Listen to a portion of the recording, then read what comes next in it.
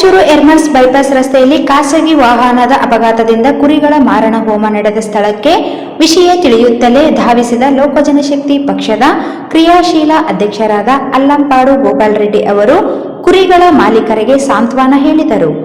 ತಕ್ಷಣ ಜಿಲ್ಲಾಡಳಿತದ ಜೊತೆಗೆ ಮಾತನಾಡಿ ಅಪಘಾತದಲ್ಲಿ ಮೃತಪಟ್ಟ ಕುರಿಗಳಿಗೆ ತಲಾ 30,000ದಂತೆ ವಿಳಂಬ ಮಾಡದೆ ಪರಿಹಾರ ವಿತರಣೆಗೆ ಆಗ್ರಹಿಸಿದರು. ಖಾಸಗಿ ವಾಹನದ ಮಾಲೀಕರಿಂದಲೂ ಪರಿಹಾರ ಕೊಡಿಸಲು ಒತ್ತಾಯಿಸಿದರು. ಘಟನೆ ನಡೆದ ಬಗ್ಗೆ ವಿವರ ವರದಿ ಪಡೆದು ಕುರಿ ಸಾವಿಗೆ ಕಾರಣವಾದ ಚಾಲಕನ ವಿರುದ್ಧ ಕ್ರಮಕ್ಕೆ ಆಗ್ರಹಿಸಿದರು. ಮೃತಪಟ್ಟ ಕುರಿಗಳನ್ನು ಸಾಮೂಹಿಕ ರೋಗಗಳು ಹರಡದಂತೆ ಕೆಮಿಕಲ್ ಹಾಕಿ ಹೂಳುವಂತೆ ಒತ್ತಾಯಿಸಿದ್ದಾರೆ. ವಾಹನ ಸವಾರರು ಮಿತಿಮೀರಿ ವೇಗದಲ್ಲಿ ಹೊರಟು ಕುರಿಗಳ ಮೇಲೆ ವಾಹನ ಹಾಯಿಸುವುದು ಅತಿಯಾಗಿ ನಡೆದಿದ್ದು ಕ್ರಮಕ್ಕೆ ವಿನಂತಿಸಿದರು. ಕುರಿ ಕಳೆದುಕೊಂಡು ಆರ್ಥಿಕ ನಷ್ಟಕ್ಕೊಳಗಾದ ಮಲ್ಲೇಶ್ಗೆ ಸೂಕ್ತ ಪರಿಹಾರಕ್ಕೆ ಪಕ್ಷ ಹೋರಾಡುತ್ತದೆ, ಹೆದರುವ ಅವಶ್ಯಕತೆ ಇಲ್ಲ ಎಂದರು.